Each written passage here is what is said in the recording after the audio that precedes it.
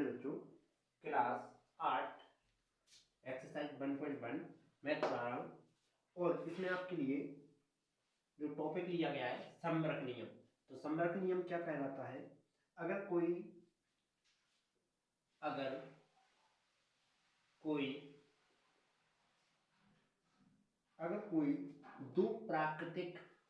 दो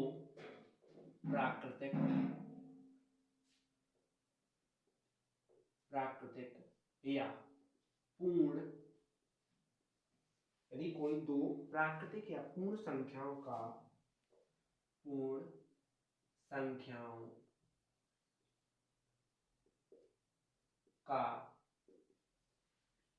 गुणा किया जाए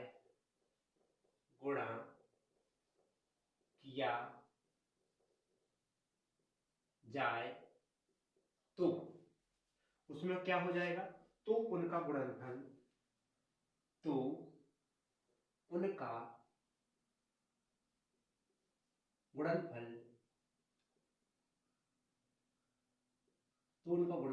क्या प्राप्त होगा तुम्हारे लिए? पूर्ण या प्राकृतिक, मतलब कि प्राकृतिक या पूर्ण, तो पूर्ण या प्राकृतिक संख्या प्राप्त होगा। ठीक, ये तुम्हारी संवर्ग की पहचान है। ठीक, संवर्ग नियम क्या कहता है कि यदि मान लीजिए कि a गुणे b है तो बराबर में तुम्हें ab ही आएगा, मतलब कि 5 गुणे 6 है तो बराबर में तुम्हें 30 प्राप्त होगा। ये क्या कहलाएगा? तुम्हारा संवर्ग नियम कहलाएगा। ठीक, इसके बाद आ जाता है अपना दूसरा नियम, साहचर्य का नियम। ठीक, तो इसको मैं मिटा देता हूं और दूसरा लिखता हूं। ठीक, तो इसके लिए मिटाने के लिए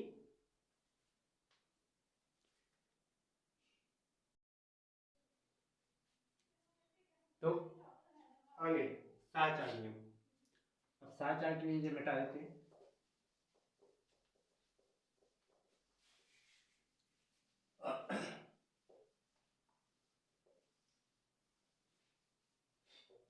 साहचर्य में क्या लिखना है? देखो,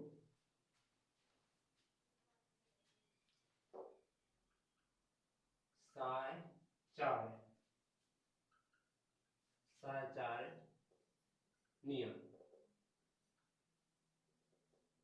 ठीक, तो साहचर्य नियम में क्या चलेगा? ये चलेगा जब कोई तीन संख्याएं जोड़ने पर या गुणा करने पर, जब तीन संख्याओं को जोड़ने या गुणा करने पर, जोड़ने या गुणा करने पर क्या हो? संख्याओं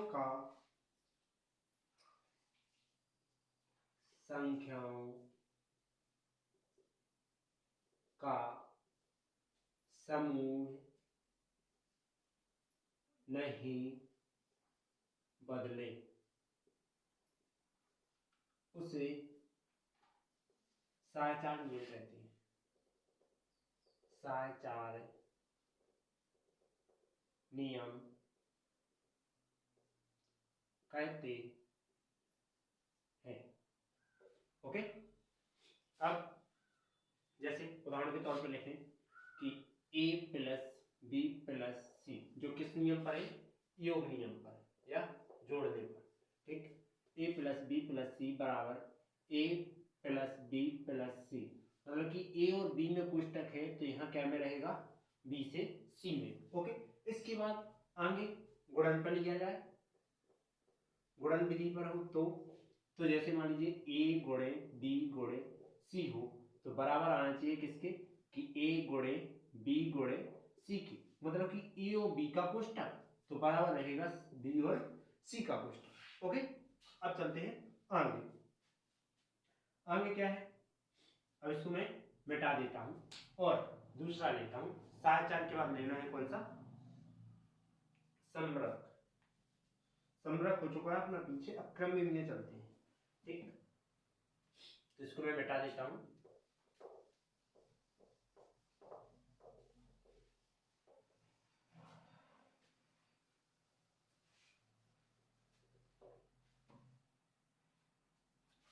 अब लेते हैं क्रम विमीय। क्रम विमीय नियम क्या कहता है? क्रम विमीय नियम ये कहता है कि जिन क्रम में जिस क्रम में किसी दो वास्तविक संख्याओं को किसी दो वास्तविक संख्याओं को जोड़ने या गुणा करते हैं, जोड़ या गुणा करते हैं, तो उसका परिणाम तो उसके परिणाम पर कोई प्रभाव नहीं पड़ता है, कोई प्रभाव नहीं पड़ता है। अर्थात कैसे?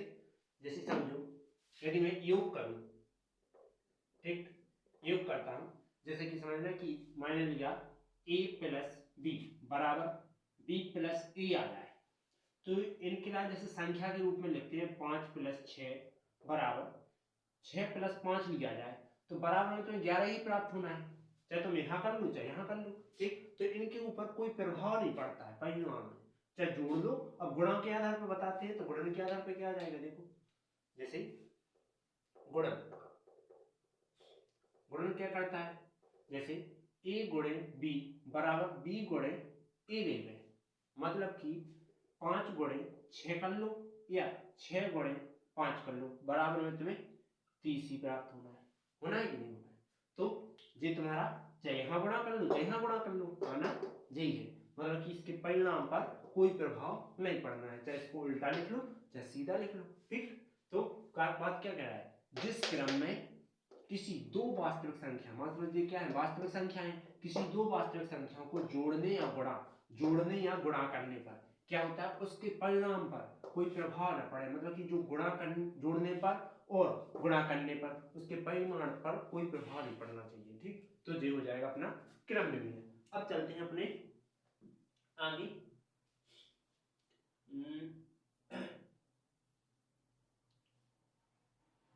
वितरण नियम पर।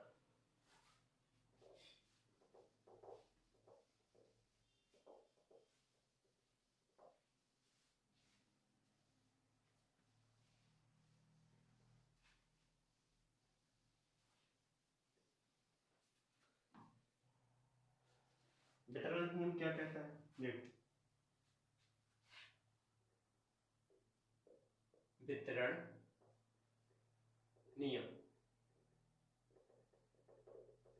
वितरण नियम क्या कहता है? देखो सुनिए, इसने कहा है बड़ी संख्या का समूह, बड़ी संख्या के समूह से गुणा करने पर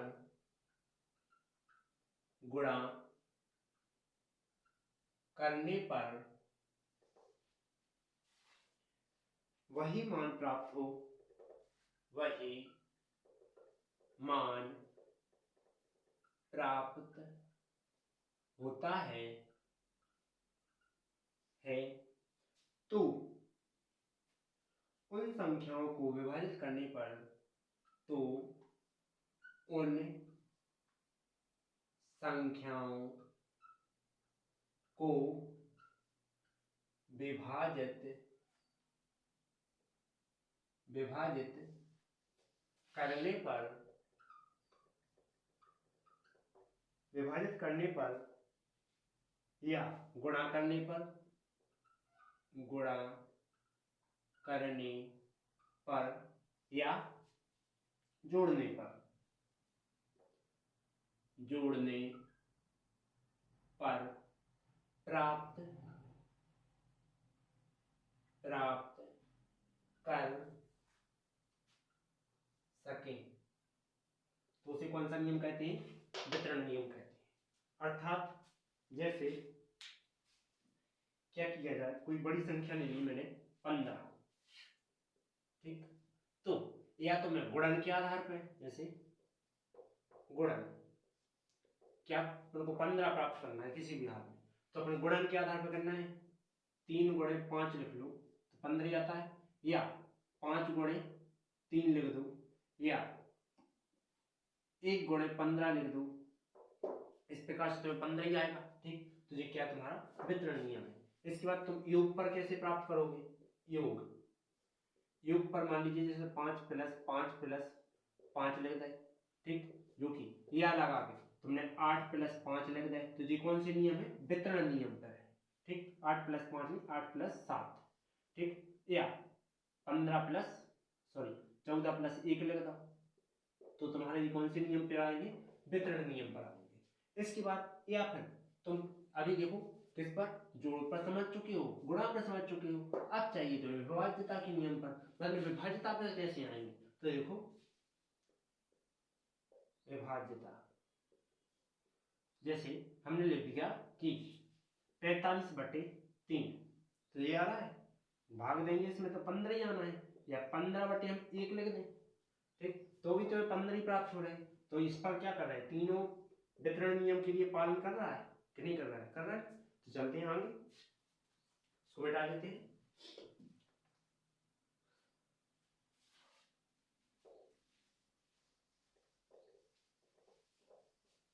अगला है तत्समक।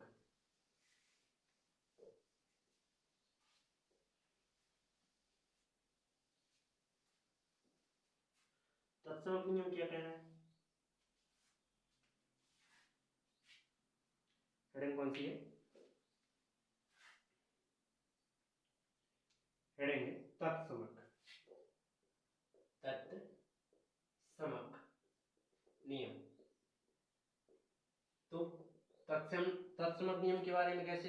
देखो, तत्समक नियम में लिखा है कि योज्य तत्समक एक संख्या है जो किसी भी संख्या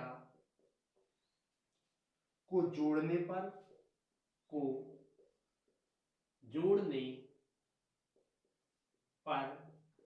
कोमा, या योग को संख्या, मतलब कि जोड़ने पर जो आ रहा है तो योग को संख्या के रूप में होता हो, तो जोड़ने पर या योग को संख्या के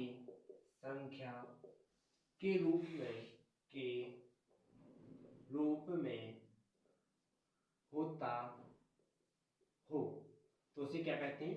तत्समक नियम कहते हैं। कैसे कार्य करेगा? देखो, जैसे कि मान लीजिए तुम हमेशा इसमें जीरो प्रतीक दिखाई देगा, ठीक, इसमें हमेशा क्या होता है? शून्य, जिसको जीरो, ठीक, जीरो क्या होता है? योज्य तत्समक है, ठीक, योज्य तत्समक है, तत्समक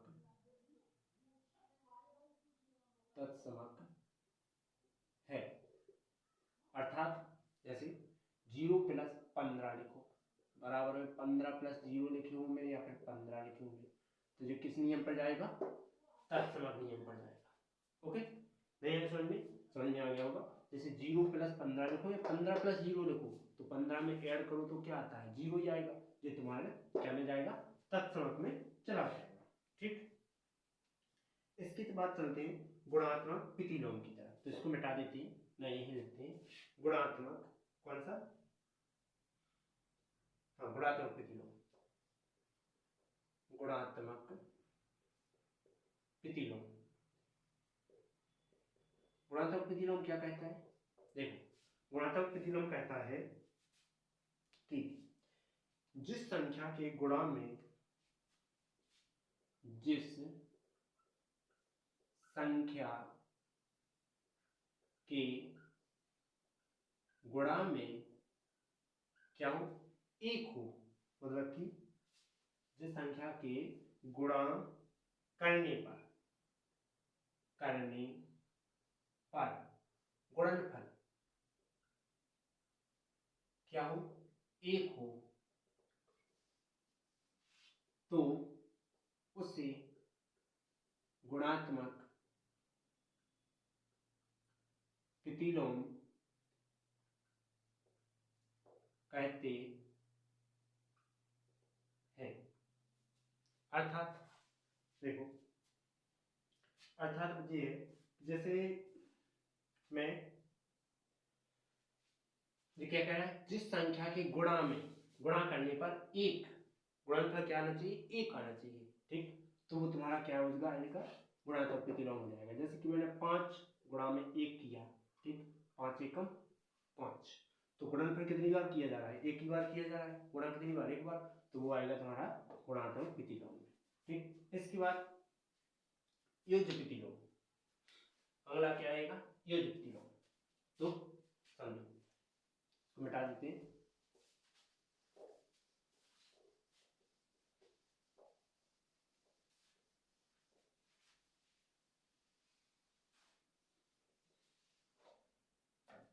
अगला रहना है योज्य प्रतिलोम। योज्य प्रतिलोम, तो योज्य प्रतिलोम क्या कहता है, किसी भी संख्या का योज्य प्रतिलोम वह संख्या होती है, किसी भी संख्या का योज्य प्रतिलोम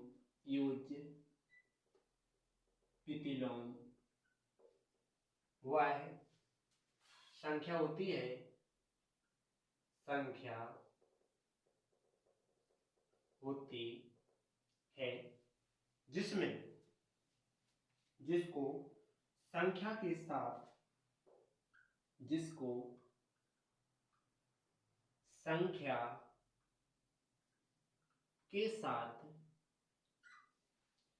संख्या के साथ योग करने पर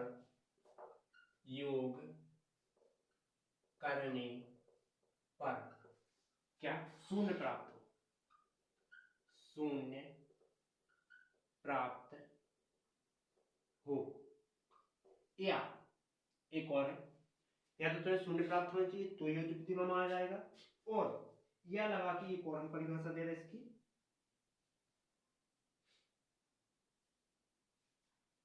तो या लगा के, जैसे मैंने लिखा 2/5 का योज्य प्रतिलोम, तो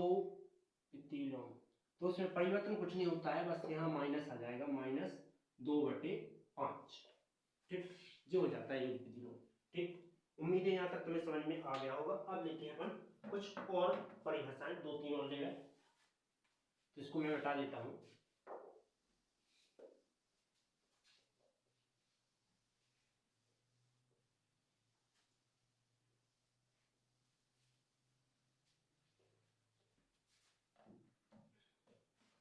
अब कौन सी परिभाषा लेते हैं,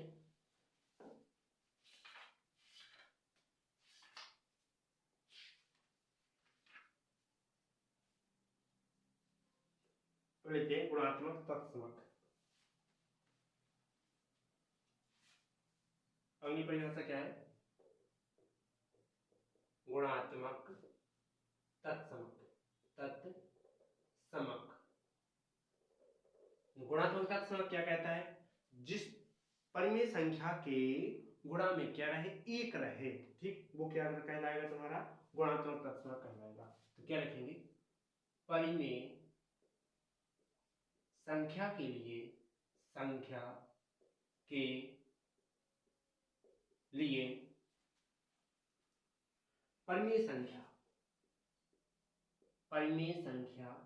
परिमेय संख्या एक हो उसे क्या कहते हैं? गुणात्मक तत्समक कहते हैं। गुणात्मक तत्समक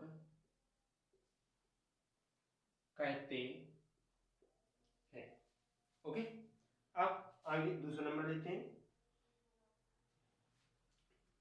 इसके बाद ये जो प्रतिलोम हम तुम्हें बता ही चुके हैं। अब चलते हैं प्रश्नावली की ओर। ठीक, प्रश्नावली में देखते हैं। ठीक, तो इसमें प्राकृतिक संख्या तो नहीं लिखना है, ये देख लेते हैं। तो ऐसे ऑब्जेक्ट वाले को टॉपिक नहीं पूछे जाते हैं। तो अपन चलो प्रश्नावली की ओर चलते हैं। तो इसको मैं मिटा देता हूं, और ये भी समझ में आए होंगे तो आपको प्रश्नावली के टॉपिक इजीली समझ में आ जाएंगे। और वीडियो कुछ ज़्यादा बड़ी नहीं है, ये हमने इसलिए पढ़ाई है क्योंकि आपके पेपर में एक आध परिभाषा पूछी जाती है, इसलिए मैंने ये पढ़ाई है। ठीक, चलो मैं मिटा देता हूं उनको। इसके बाद क्या है, पहला टॉपिक क्या लिखा हुआ है?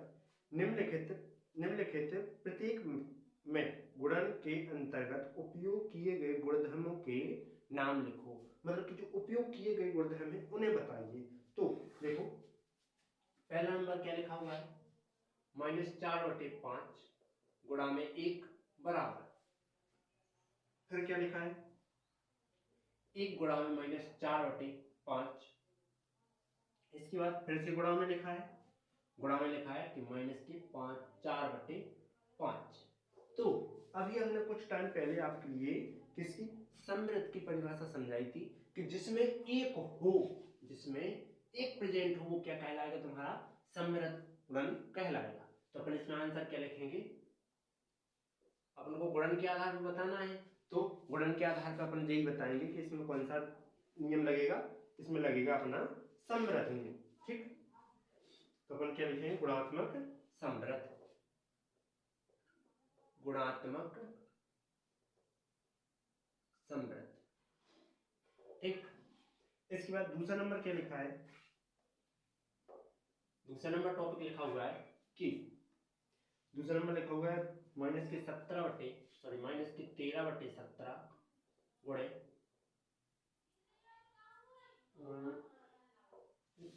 क्यों पलट रहा है? -2/7 जो कोष्टक में है। हालांकि कोष्टक में तो दोनों ले सकते हैं अपन, क्योंकि उससे कोई डिफेक्ट नहीं हो सकता, कुछ फर्क नहीं पड़ेगा।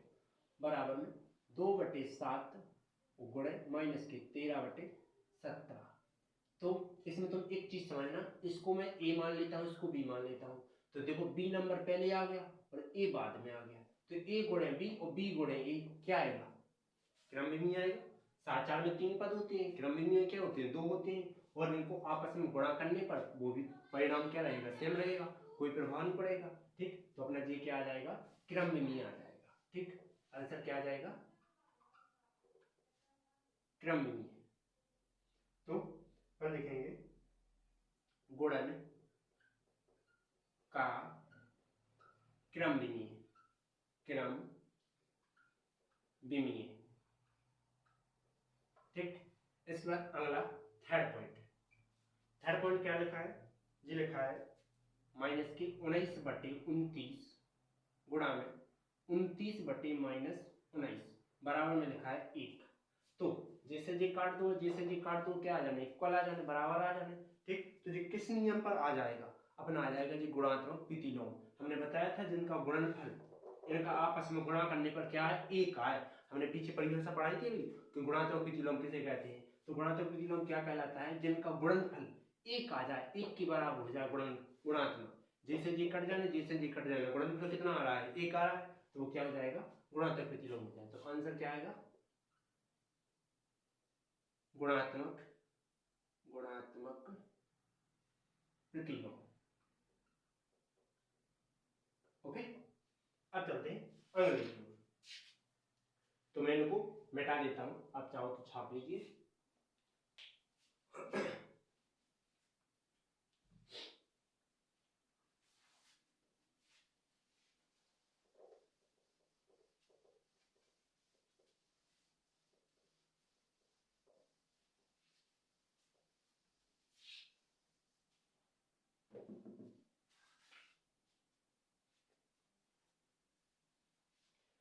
दूसरा क्वेश्चन क्या लिखा है, बताइए कि कौन सा गुणधर्म गुण की सहायता से आप 1/3, दूसरे में लिखा है कि 1/3 गुणे 6 गुणा में 4/3, तो इसके अंदर है क्या, कोष्टक, और को की जगह तो बराबर चिन्ह लगाना, 1/3 गुणा में 6 लिखा है गुणा में 4/3, और क्या है, कोष्टक कहाँ लगा हुआ है, कोष्टक लगा हुआ है शुरुआत में, इस प्रकार से। ठीक, इसके पश्चात के रूप में क्या करना है, अभिकलन कीजिए, मतलब कि जो किस अभिकलन में जाएगा, किस गुणधर्म में जाएगा वो बताना है। तो इसमें देखो मैं पहले से लिख रहा हूँ, इसको पहले लिख रहा हूँ, इसको बाद में लिख रहा हूँ, इससे एक चीज कंफर्म हो जाएगी। देखो 1/3 प्लस गुणा 6 4/3, इसको मैं पहले लिख रहा हूँ तो दो पद में कोष्टक है, दो पद में कोष्टक लगा दिया, बराबर इसको लिखता हूँ यहाँ तो 1/3 गुणा में 6 गुणा में 4/3, तो यहाँ 2 अंक, तो यहाँ कोष्टक। अभी मैंने एक सहाचार का नियम पढ़ाया था कि सहाचार नियम क्या कहता है, सहाचार नियम कहता है कि यदि a गुणे b गुणा में c, तो a और b का कोष्टक हो बराबर में a गुणे b गुणे c, जो कि bc का कोष्टक हो। ठीक, तो क्या बनता है, सहाचार नियम बनता है। कौन सा नियम बनता है, सहाचार नियम बन जाता है। तो कुछ इसी प्रकार से देखो a b c, a b c, तो देखो a b में कोष्टक है या b c में कोष्टक है, जो कि क्या बनाएगा, तुम्हारा सहाचार नियम बनाएगा। तो इसको क्या लिखेंगे आंसर में, उसको मिटा देते हैं। ठीक, इसका आंसर क्या लिख देंगे, आंसर लिखेंगे कि जो कौन सा नियम है, सहाचार नियम का पालन करता है। जो क्या लिखेंगे, यह है गुणन के सहाचार नियम का पूर्ण पालन करता है। ओके, अब चलते हैं अगली वीडियो की ओर। वीडियो अगले दिन मिलेगी और इसी टाइम पर प्राप्त होगी, जो कि आपके लिए सिलेबस के अनुसार, एनसीईआरटी सिलेबस के अनुसार पढ़ाया जा रहा है। इसी में आपके लिए इसी प्रकार से मिलेगा। ठीक, चलते हैं अगली वीडियो की ओर। जब तक के लिए थैंक यू।